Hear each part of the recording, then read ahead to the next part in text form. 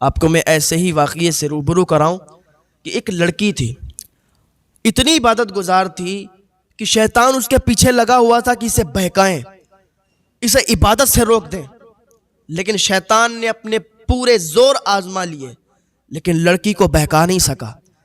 ہر دن نئی نئی ترکیبیں سوچتا کہ اس لڑکی کو بہکایا جائے، لیکن جس کو اللہ پر یقین پختہ ہوتا ہے تو پھر کوئی لاکھ برا چاہے تو کیا ہوتا ہے، وہی ہوتا ہے جو منظور خدا ہوتا ہے۔ لڑکی عبادت کرتی رہتی اور یہ اپنے الگ الگ ہتھ کنڈے اپناتا لیکن ناکامیاب ہو جاتا۔ ایک دن کیا ہوا، اس نے لاکھ جب ایسی کوششیں کی اور ناکام رہا تو اس نے ایک بڑی سازش کے تحت ایک خفیہ ترکیب نکالی،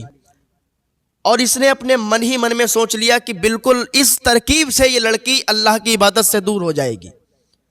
اپنے جو بھی اس کے چیلے تھے، جو بھی اس کی برادری کے لوگ تھے، شیطان اکٹھا کر کے اور اس نے منصوبہ بنایا، ترکیب نکالی کہ ہم ایک بہت ہی خوبصورت چہرہ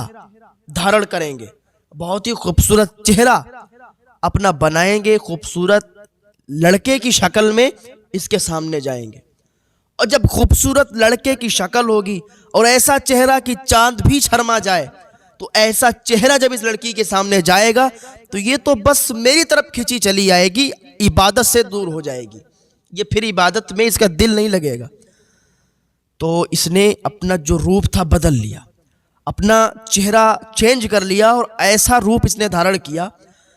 کہ اتنا حسین و جمیل بن گیا کہ چاند بھی شرما جائے، اتنا خوبصورت، اتنا حسین و جمیل۔ اور وہی کہتے ہیں کہ جس کو اللہ پر یقین پختہ ہو تو پھر کوئی بھی اسے نہیں گرا سکتا۔ تو شیطان نے اپنی شکل کو تبدیل کیا اور ایک خوبصورت لڑکے کی صورت اختیار کی اور لڑکی کے سامنے آیا۔ لڑکی جب عبادت سے فارغ ہوئی تو لڑکی نے جیسے ہی نظر اٹھا کے دیکھا تو لڑکی نے اس کا چہرہ دیکھا کہ بے ہوش ہو گئی، بے ہوش ہو گئی، گر گئی۔ شیطان خوش ہو گیا، لڑکی بے ہوش ہوئی، شیطان خوش ہو گیا کہ دیکھو دیکھو، اپنے چیلوں کو بلانے لگا، اپنی برادری و قبیلے والوں کو بلانے لگا کہ دیکھو میں نے اس کو آج فیل کر دیا، یہ آج عبادت سے بہت دور ہو گئی،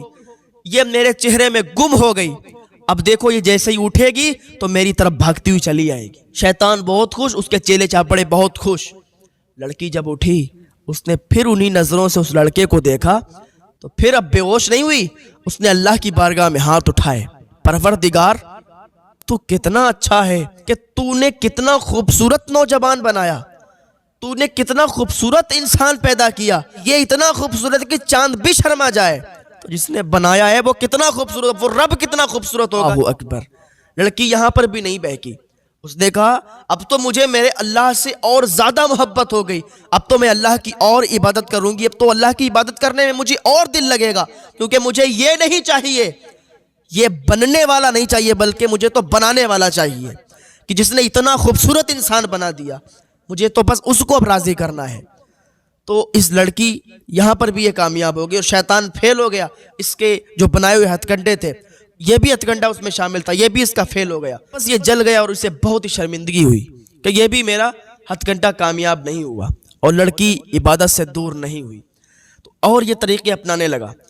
لیکن وہی ہوتا ہے کہ جو گھر میں، ہمارے گھروں میں اگر ایسا ماحول بن جائے کہ ہماری بیٹیاں، ہماری بہنیں، ہماری مائیں اللہ کی عبادت میں اگر لگ جائیں تو پھر کوئی بھی پریشانی انہیں آنے والی نہیں ہے۔ ہمارے گھروں کا ماحول اگر ہو جائے ایسا کہ ہماری بہن، بیٹی، ماں اللہ کی عبادت میں مشغول ہو جائیں اور پردے کا اہتمام کر لیں تو ان کی دنیا بھی سنور جائے گی، ان کی آخرت بھی سنور جائے گی۔ یہ دیکھو، یہ بیٹی، یہ بھی ایک باپ کی بیٹی، اور اللہ سے اتنی قریب، اللہ کی عبادت سے اتنی قریب کہ اس کو شیطان کی پوری گروہ اس کو بہکانے پر لگی لیکن اس کو نہیں بہکا پائی۔